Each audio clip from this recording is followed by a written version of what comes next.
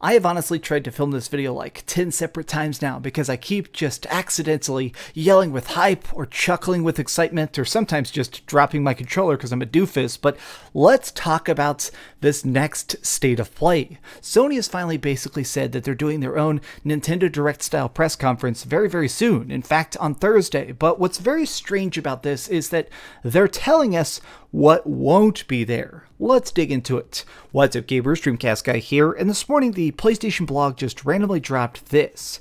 Tune into the state of play this Thursday for an extended look at Deathloop. Now, everything about this seems great. Coming up July 8th, it's going to be at 2 p.m. Pacific Standard Time, but this is actually something that people have been rumoring for a bit. Ever since the catastrophe of an E3 we had just a couple weeks back, I've seen a bunch of Sony fans talking about the big one. There's been this weird legend among a bunch of PlayStation fanboys that Sony is going to come out and do their own E3 style event, possibly something that's like 2 hours long, showing off tons of trailers and teases in the future of PlayStation itself. And I kind of wanted to believe this, but I just don't think that Sony wants to do that anymore. Instead, they've been doing these deep dive state of plays that focus on specific singular projects. I mean, think about the fact that that's exactly what they did with Ratchet and Clank, doing a focused state of play telling you why you should buy it. They did the same thing with Horizon Forbidden West, and it seems like they're going to be doing that again with Deathloop. Now, I want to actually focus on something specifically here because this is the part that kind of caught my eye the most. So get ready for approximately 30 minutes of indie and third-party updates, including a reality-warping look of Blackreef Island. So this is obviously the place that's going to take place in Deathloop, but let's just enhance. Let's super zoom in for a second. Let me just boop, boop, boop, boop, increase magnification times a million. This showcase will not include updates for the next God of War, Horizon, or the next generation of PlayStation VR. Stay tuned throughout the summer though, as we'll have more updates soon. Now this means two things at once. It means that the legendary event could pop up at some points. We could actually see more of this stuff soon. But what actually kind of just catches my eye about this is that it's basically saying, hey, we want to focus you on what's coming next. We want to actually center you on the projects that are coming up before we try and hype you up for things that are still months and months and months away. But there is something else that's hidden inside this.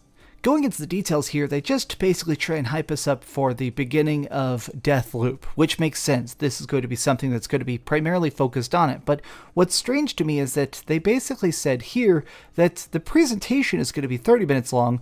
Right here, though, we're getting 9 minutes of Deathloop in this. Now, personally, I'm definitely excited for Deathloop. I like this studio, but it's also just kind of a peculiar project. The idea of this probably tinier map, constantly rewinding time and playing through levels again and again until you get the absolute perfect run, that's an appealing idea, but it's still strange to me because this is a PlayStation 5 exclusive made by Bethesda. So this is one of those weird times where technically this is Microsoft money making a very good game. And while that's certainly cool and I think this game is going to be great, what kind of catches my attention is the fact that it's just 9 minutes.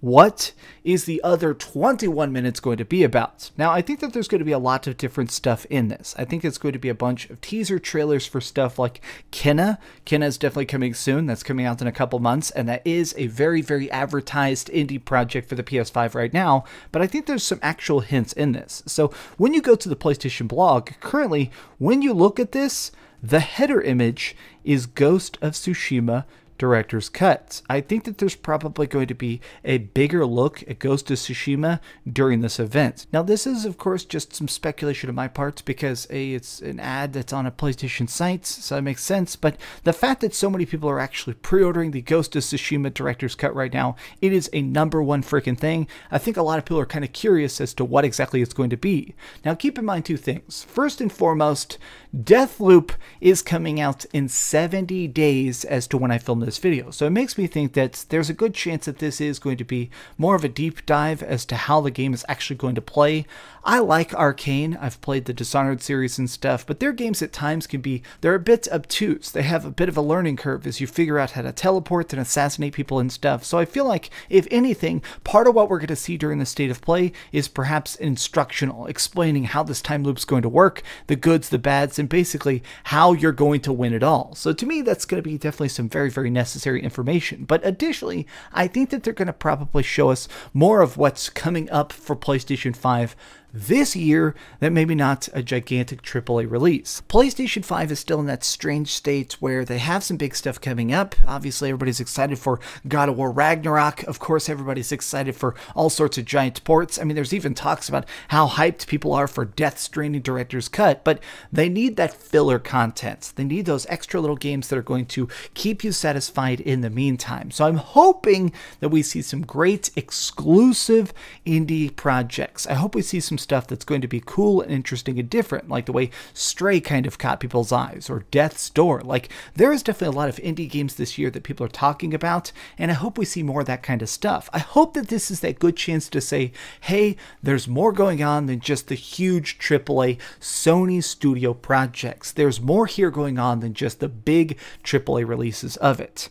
21 minutes, though, of indie games. That is where I'm skeptical. That is what I don't think is quite real. I think that's going to be talks like Ghost of Tsushima Director's Cut. I think it's going to be more stuff that's showing us why you should be excited to have a PlayStation 5, or maybe getting in line to get one soon.